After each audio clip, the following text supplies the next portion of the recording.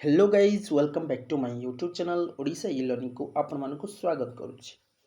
तो आपण मैंने थंबनेल देखि जानि पारथिबे आजिर कोन अपडेट रही। आसतु से अपडेट विषय जानिबा। ଏହି ଯୋଜନା ଗତ 2023ରେ ହିଁ କାର୍ଯ୍ୟକାରୀ କରିଥିଲା ସରକାର। 1 ବର୍ଷର ଶିଶୁ କନ୍ୟା ଠାରୁ ଆରମ୍ଭ କରି ସମସ୍ତ ବୟସ ବର୍ଗର ଯୁବତୀ ବା ମହିଳା ଏହି ଯୋଜନାରେ ଲାଭ ଉଠାଇ ପାରିବେ। ଏହି ଯୋଜନାରେ ଝିଅ ବା ଯୁବତୀଙ୍କୁ ଆର୍ଥିକ ସହାୟତା ଯୋଗାଇ ଦେଉଛନ୍ତି ସରକାର।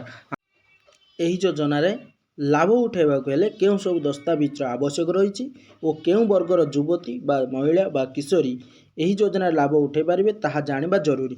ଏହି ଯୋଜନାରେ ପ୍ରଥମ ଶ୍ରେଣୀରୁ ଝିଅଟି ପାଠ ପଢ଼ିବା କ୍ଷଣି 4,000 ଟଙ୍କା ଦେଇଥାନ୍ତି ସରକାର। ସେହିଭଳି ଷଷ୍ଠ ଶ୍ରେଣୀରେ ପାଠ ପଢ଼ିବା ବେଳକୁ 6,000 ଟଙ୍କା ଯୋଗାଇ ଦେଉଛନ୍ତି ସରକାର। ଏହି କ୍ରମରେ 18 ବର୍ଷ ବୟସ ହେଲେ 75,000 ଟଙ୍କା ଯୋଗାଇ ଦେଉଛନ୍ତି ସରକାର।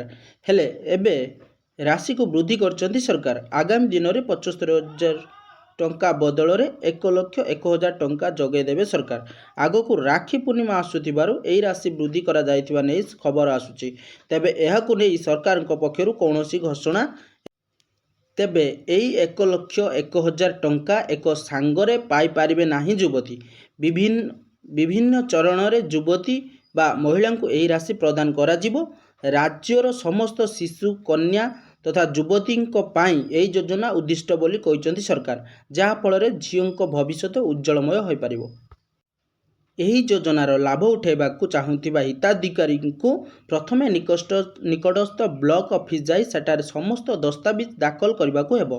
फॉर्म सह समस्त आवश्यक दस्तावेज संलग्न करने को हेबो। खाली सेतिक नुहे, फोन नंबर दस्तावेज गुड़ी को निकटस्थ अंगनवाड़ी केन्द्र में दाखल करने को हेबो। आवेदन पत्र जांच हेबा परे हिताधिकारी को लिस्ट रे शामिल करा जिवो।